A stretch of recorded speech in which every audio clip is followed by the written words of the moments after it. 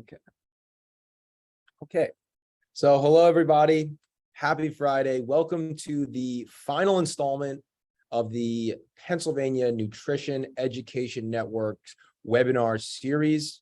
We're at the end of our fiscal cycle today, but the FY23 webinar series will pick up again in coming weeks and months. So we're very excited to share those speakers and presentations and topics with you when we have that information, and we will be sure to share that information so you can all continue to attend these webinar opportunities and continue to learn with us.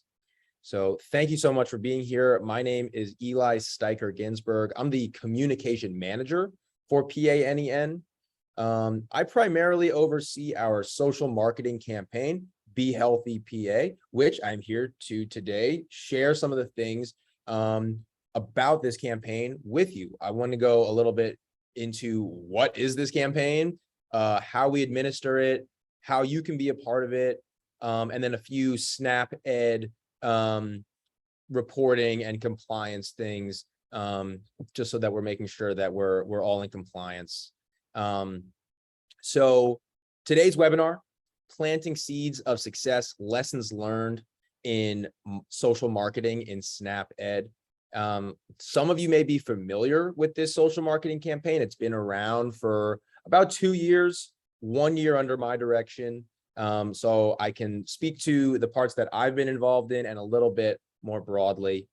The goal of Be Healthy PA is to provide education to SNAP eligible Pennsylvanians and SNAP recipients across the state to consume more fruits and vegetables, engage in more physical activity, and generally lead a healthier lifestyle. Additionally, Be Healthy PA is a really wonderful platform to elevate some of the work and educational opportunities from the SNAP Ed partners around the state. As always, please feel free to put any questions, comments in the chat or in the Q&A. I'll do my best to get to all of them. If something comes to mind during the presentation, just pop it in there and there'll be some time at the end. I don't think we will go the full hour today till 1, but I really appreciate any of the time that you're willing to give me today just to hear me out. So by the end of this presentation, my goal is that you will be able to understand the range of offerings that this social marketing campaign provides to SNAP recipients, SNAP eligible Pennsylvanians, and as well as PA SNAP Ed providers, which some of you are on this call right now. My goal is that you're able to define the different meanings of reach in both a general sense and a SNAP Ed specific content. Sometimes definitions can be a little tricky in this space. Identify strategies to drive digital engagement and affect behavior change in the real world. That's why we're here. We want to create impact with this work. And finally, explain the benefits of designing evaluation, survey techniques in tandem with creative content creation. And we'll get to that in a little bit. As I mentioned, as we go through this presentation, please put any comments or questions in the Q&A or the chat, and we'll try and get to all those at the end. I haven't put in the chat already a link to our YouTube channel, which has the other past webinar presentations on there. So if you're curious or you want to refer back to something, please check out our YouTube channel. All the webinars are housed there. This one will be uploaded there probably Monday of this coming week, so that this webinar will be available to you as well. So why does Be Healthy PA exist? And the answer is to provide resources to SNAP eligible and SNAP recipients across PA with educational materials around eating more nutritiously, adding more physical movement to your day. And our audience is primarily adults and who are SNAP eligible or SNAP receiving Pennsylvanians. And although some of this is changing a little bit with some recent news from the governor with more folks being eligible for SNAP, across Pennsylvania. The mission and the audience of Be Healthy PA remains the same. And so we really we do our best to target those who receive SNAP benefits, or who are eligible to receive SNAP benefits in the state. And so really, okay, so at the bottom here, you can see behealthypa.org is our website. That's where we generally try to direct our target audience to visit.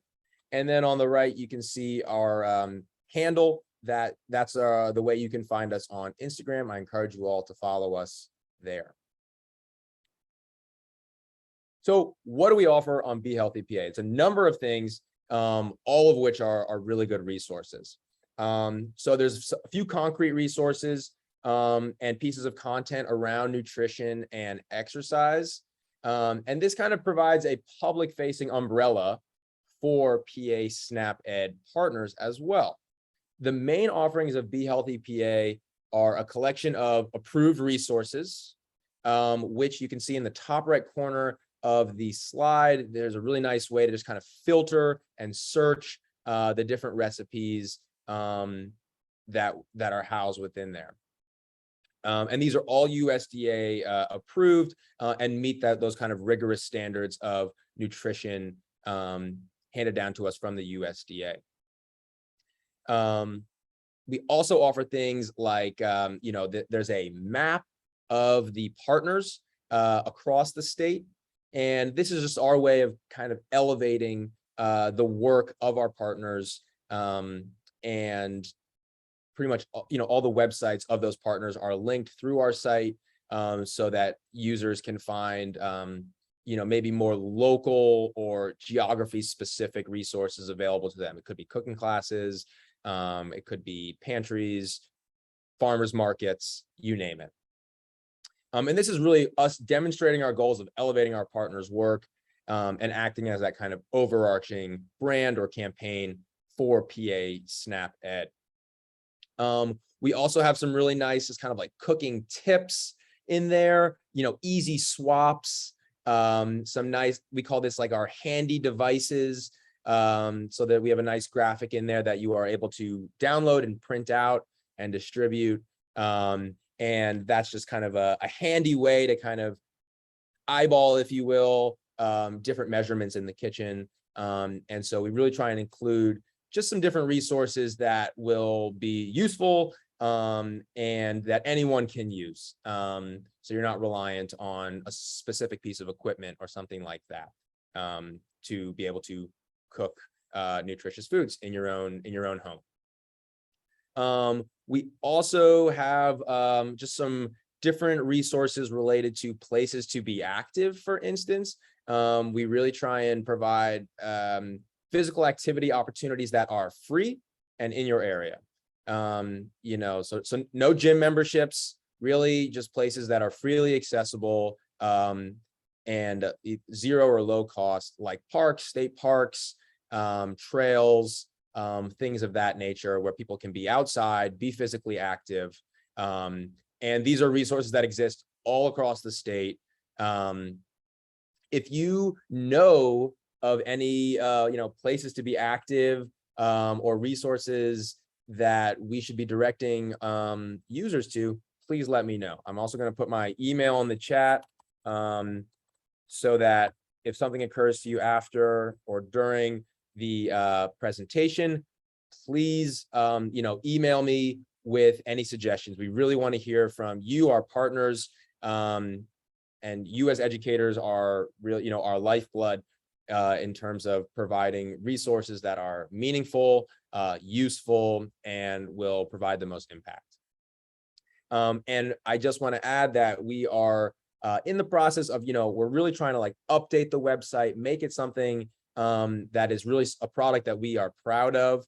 And so if you have any suggestions around the kinds of content that live within behealthypa.org, the way it's presented, the way the information is organized, any comments, any questions, any suggestions, we definitely want to hear from you, so that we can capture some of those suggestions, and make this as useful a resource as possible.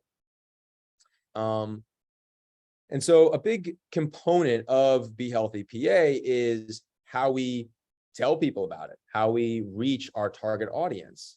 So we really rely on our partners in many ways to get the word out.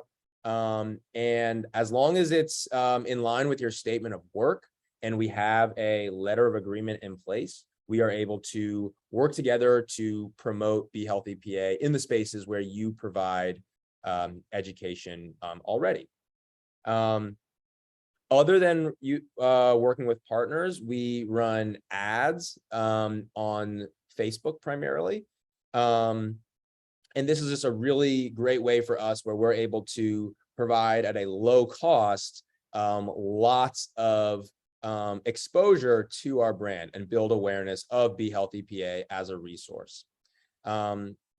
And I just want to go over just a few different terms that are going to help guide this conversation and presentation, and I think are useful for anyone on this call who is engaging in digital social engagement through digital channels. So the first term is impressions. I think we know in general, we always want to make a good first impression, but that's not exactly what it means in the digital marketing world. One impression is defined as one person seeing the material one time.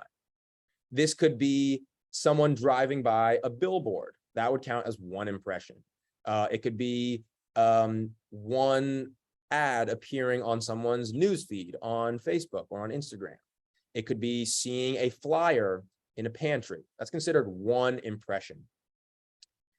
Sometimes this can be hard to measure. We don't know necessarily how many people drove by a billboard. We don't necessarily know how many people are in a pantry. Maybe we do, but we don't necessarily know how many people saw a flyer. So measuring impressions in the digital world and the digital channels is really a nice way to have that transparency and let the data drive our success and how we know if we're reaching our numbers and our success. So the next term is reach. And there's a couple different ways to define reach. In the general sense, in kind of the marketing sense, reach is defined by the number of unique individuals who are delivered an impression. So one person could be delivered an ad 10 times. That would be 10 impressions, but one reach, one person for reach. But for Snap Ed, we measure reach a little bit differently. And that's defined as one unique visitor on our website. So we could deliver 100 impressions to 10 different people on Facebook, but if only one person clicks on our ad and visits our website, behealthypa.org, that counts for Snap Ed reporting purposes. Our reach counts as one. So I just want to be clear about when we mean reach in a general sense, we are meaning in terms of marketing, but when we mean reach in a Snap Ed sense, we want to be really clear that that is defined for us as one site visitor. And if I mess that up at any point, I apologize. I'll really do my best to say specifically which I'm talking about. And as I'm sure many of you know intuitively, seeing something once is not going to make someone do anything, be it cook a recipe, buy this item, attend this event, what have you. And so that is what we call conversion. The ad or the point of engagement drives the specific desired behavior. In our case, for Be Healthy PA, when we convert a user, that for us, that means drive someone to the website and they click the link, they visit the website. For a business, it might look a little differently. And they might want someone to, add something to their cart. Excuse me. But we just want to be clear about what is the specific behavior that we want to convert a user towards. Excuse me. So here's a nice graphic that just shows how through awareness and getting our content out there through these digital ads, we can funnel, you can see the shape of the graphic. We want to funnel users to a specific behavior. In our case, it's visit the website where they are more likely to gain information about healthier nutritional choices, physical movement, and just a healthier lifestyle in general. So how did we test our different directions that our ads could go for Be Healthy PA? They could look all different types of ways. It's up to us. And some things were already set when I arrived in this position and took over the Be Healthy PA campaign. Things like the logo, the colors, the typography and font choices. We had some of our own stock images, and of course, the campaign name as well. So we had to kind of work with what we had. And so we created a few different visual directions that we could use. And we tested them with users to see which would be the most successful. We did not technically do what it's called A/B testing, where users only see one or of two different options when they engage with a certain campaign or brand. But by releasing a few different ads, which you see here, all at once, we were able to see, and they're all significantly different from each other. As you can see, they maybe combine certain elements, but they're all different. And we wanted to see which of these 5 would perform the best if we released them and delivered these ads on Facebook, and which was going to kind of create the biggest conversion from seeing this image on Facebook, clicking the link, visiting our website, since that is the goal in releasing these ads. And this process falls under a term called conversion rate optimization. So basically, for every dollar we spend, and we want to deliver an impression as efficiently as possible and convert that person to be a user of our website, and ideally engage in behaviors that promote healthier lifestyles. So we want to be really responsive to these results. And then we also want to change the ads every so often. So we have conversion rate optimization. We want to be responsive to the results. And we want to refresh the ads consistently. So once the data and the results kind of show us which of these 5 directions is going to be the most successful, we want to double down on that success and go from there. So just a little bit, in these cases, images of people tend to do a little bit better. So the images with people's faces, smiling people, those performed a little bit better than the plain backgrounds. The image with vegetables performed the best out of these. So that is just the most kind of on topic creative option here. And then I'll also just add that the red and /orange background perform better than the blue and black. The general wisdom is that red and orange catch attention a little bit better than some of the other colors. And this you can see in a lot of brands. Basically, almost every food brand or fast food brand that you see, they use red in their brand. And that is just a way to capture your attention in a world saturated with brands and messaging. And so here's a little bit of how we had a kind of a responsive creative process. On the left, you see one of our earlier ads, want to be healthy on a budget, visit behealthypa.org, and moving more towards incorporating kind of this vegetable texture within the text and using it kind of for a seasonal time when we were releasing that ad. And finally, this all the way on the right, need help in the kitchen, visit behealthypa.org. And so you can see that we initially made an appeal to people who were more price sensitive. And as I mentioned, we noticed that images of plants and fresh food were performing a little bit better. So we wanted to push ourselves to include that type of imagery in our messages. And the final headline, need help in the kitchen, performed the best of all 3 of these, in part because it was not just about budgeting and cost, but rather about it could include skills in the kitchen more generally, which of course can extend to not wasting food, using unfamiliar ingredients. Maybe those are the ones that are on sale or something like that. So we are still capturing elements of messages that would be relevant to someone who is cost sensitive, but kind of broadening it.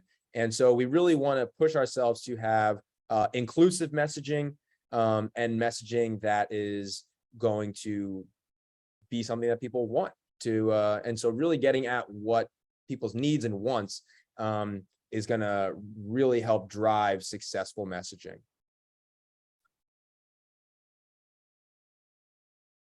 So some other terms that might be helpful in this discussion include the term recall. You might see, if you run ads on Facebook, you might be familiar with, they have a term called estimated recall lift. It's kind of a mouthful. That's a metric they provide. And basically what it means is how likely is someone to remember this ad if they've seen it in the past few days. Most brands are happy with an estimated recall of about 10 or 15%. That would be great. Facebook, our metric on Facebook for this campaign, Facebook estimates our recall rate at about 17%. So we're very happy with that figure. And we're demonstrating that we are doing a good job targeting our ads to people, to our target audience and to people who they're relevant to. And then also refreshing and creating ads that do draw people's attention and do create kind of a memorable message, which is, of course, be healthy. And when our research and evaluation team surveyed low-income Pennsylvanians earlier this year, they were surveying about the effectiveness of the campaign. They found that about 30% of those surveys recalled our messaging. And that those people surveyed who could recall our logo and some of our messaging, they were more likely to eat more servings of fruits and vegetables and or have more minutes of physical movement throughout their week. So that's showing that the campaign is successful and in having an impact, not just successful in meeting our numbers in terms of web traffic or estimated recall or something like that, but actually the impact of the desired behavior change on the other end, which is certain behaviors around a healthier lifestyle. And there is one thing I should note, unaided versus aided recall. I believe in our survey, it was aided recall. So people were shown an image of the logo or of the ad, and then were asked if they remembered it. And that is really good. But the gold standard in marketing is the unaided recall. How many of you can see in your mind's eye right now the Nike logo or the Starbucks logo or the Amazon logo or any of these big time companies? They do and they invest lots of money in making sure that you remember and recall their logo or their message or their brand without even having to see a single thing. You could close your eyes and we would know exactly what we were talking about if we mentioned one of those brands. And I'll also just mention my last bullet point here, survey versus algorithm, that when we had our survey measuring recall, that recall rate is calculated a little bit more concretely than it would be on Facebook, where they are using an algorithm to estimate the recall. So just bear that in mind, that there is a difference in what that actually means in terms of how people are recalling your ads or your logo or something like that. And so some of the companies that I mentioned before, they've delivered probably hundreds, if not thousands, of impressions to each of us at this point, where we can remember their logo and maybe some of their messaging without any visual prompt or aid. The general marketing wisdom is that you cannot expect someone to remember your brand or message until they've seen it between 6 and 10 times. That's a lot of times. And so what these companies have achieved is very powerful in creating the desired behavior. In their case, it's purchasing a product. that is not the case for us. We want people really just to use this resource. And in those brands cases, it's really just to buy something. And we really want to drive healthier behaviors for SNAP recipients in Pennsylvania and those who are SNAP eligible. For SNAP Ed compliance and regulation, we have to be a little bit more careful not to create redundancies that would be considered, wasting taxpayer dollars. We want to make sure that we're delivering ads and gaining impressions from our target audience and not someone else. To date, we've delivered more than 500,000 impressions on Facebook, garnering over 30,000 website visitors over this past year. And so we're very happy with those results, and we hope to keep driving that success in this coming fiscal year. And so how are we being responsive to the data and the results as it comes in? So based on our results and the insights from our media consultant, we could see, for instance, that men were not clicking on our ads as much as women users were, as a proportion of men and women overall, of all users. So we designed a new ad set that featured more prominently images of men to try and drive more men users to the website. And so this is just one way that we are trying to be responsive in our creative process to the data and to who is actually using this resource. So we did some improvements to some of our ads, even though women still do click on our link a little bit more. In these cases, we are crafting messages that use our brand name in the headline. How do you choose to be healthy? So we're reiterating that message of the campaign. And in this case, we are pairing that message with people appearing to make a choice in a grocery store. So that is a place where there's, of course, so many options to make healthy or unhealthy or somewhere in the middle decisions around how you're using your SNAP dollars at the store. And so we want to encourage people to make healthier decisions when they're faced with that choice at the grocery store. So that's really what drove this set of ads that you can see here. So again, trying to drive more men users to our website, so featuring more men in our ads, and then pairing the message with our call to action, which is go visit our website.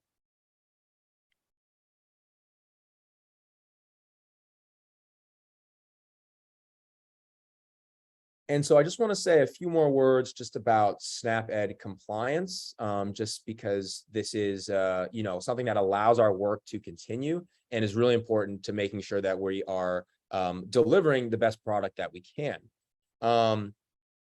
And so that we're all on the same page. So as we enter our new program year, keep in mind that your organization, if it wants to promote Be Healthy PA as part of your SNAP Ed work, you need to make sure that it is in your statement of work, which can be done, if it's not already, it can be done during the Amendment 1 period, which I believe is you have to have an intent to amend by November 1. So just bear that in mind. And all of these dates are also available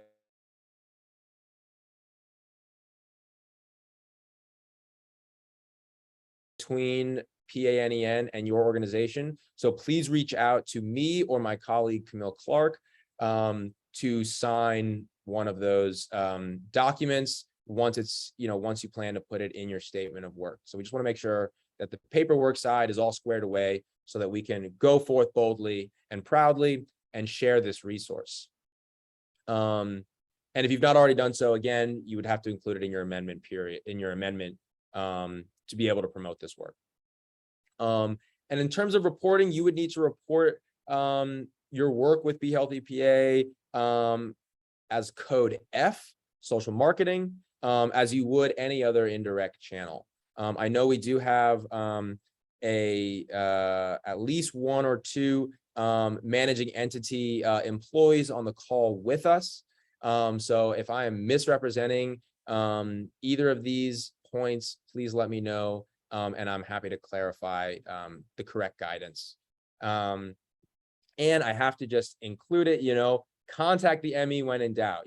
I certainly don't have all the answers. I've been learning this process. But really, partners must contact the PA SNAP Ed managing entity if they have any questions about the approval process, when they can develop their own program content and or evaluation plans. So really, communication is going to be key to both work with PANEN to administer Be Healthy PA, as well as working with the managing entity to make sure that you are acting in compliance with the regulations and standards handed down to us from the state. So that can be kind of an emerging conversation. It's not always clear. It's okay to ask questions. It's okay to not know the answer. That's why, we're here. We want to learn and we want to grow our footprint and our impact. But we got to cross our T's and dot our I's to be able to do that. So thank you so much for joining this webinar presentation. I would love to continue the discussion. We have a few more minutes to answer any questions. Listed here is our website, behealthypa.org. You can follow us on Instagram at behealthypa. We're on Facebook, and I've included my email there as well, just so you can contact me directly if you have any questions, any comments, any feedback. We definitely would love to hear from you because we want to be a strong ally and support for our PA SNAP Ed partners. So thank you so much for the work that you do. Thank you for sharing a little bit of your Friday lunch with me. And I now open the floor to any other questions or comments. Please feel free to put them in the chat. Thank you so much.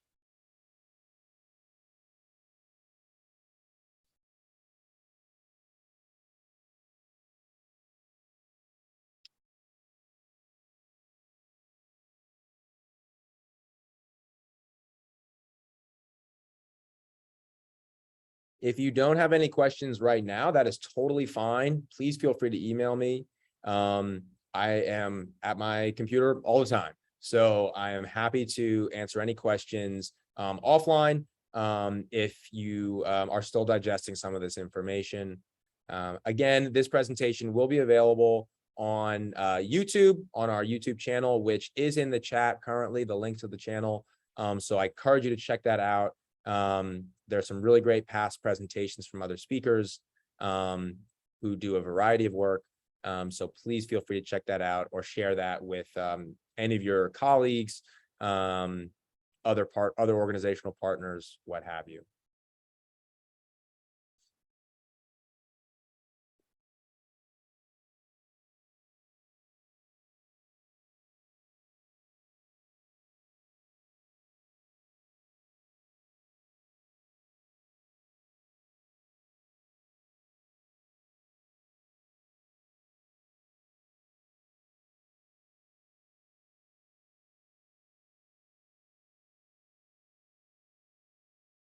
Okay, it looks like, do you offer surveys for the webinars, feedback surveys? That's a great question. Thank you, Claire. We do not currently offer surveys on the webinars, but that is our plan for FY23, is to make sure that we are evaluating the usefulness, effectiveness of specific of specific webinars, so that we are, responsive to the needs and desires of attendees. So definitely keep a lookout for surveys forthcoming for future webinars. Absolutely. Thank you so much.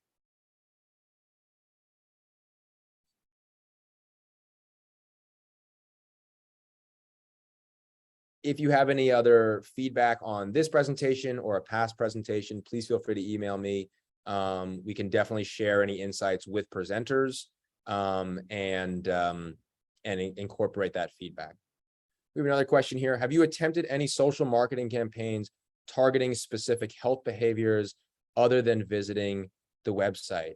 So yeah, so we do kind of alternate some of the ads around. They primarily focus on nutritious foods and incorporating nutritious ingredients into your cooking and into your meals. So I would say they primarily focus on that specific healthy behavior. I will add, though, that ads coming out in the future will pivot a little bit more towards the physical activity side. So those ads are forthcoming. We're still in the approval process, so that we can make sure those are in compliance with guidance from the managing entity and from the state. So keep an eye out for some of those ads that are more focused on the physical activity side of healthy behaviors.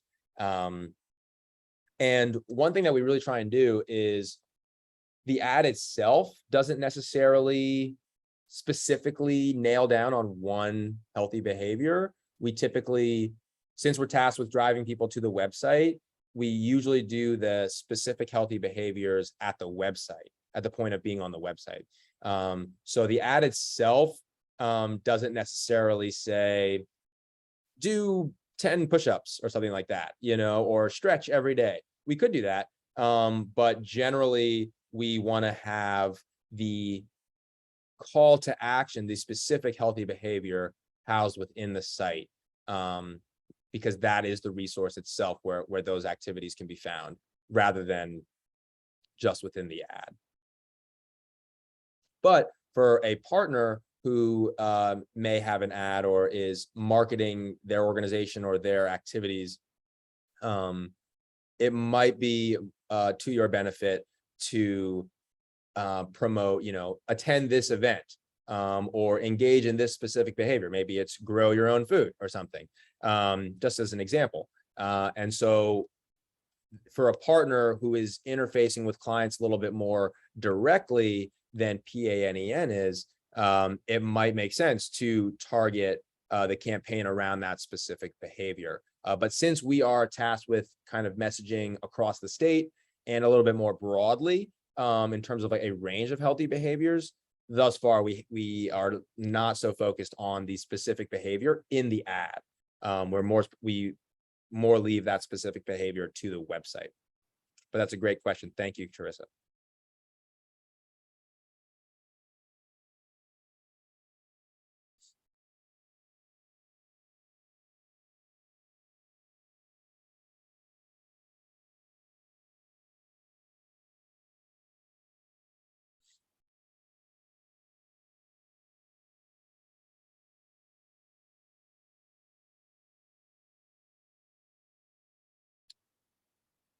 Well, if there are no other questions, I'm going to go ahead and wrap this up.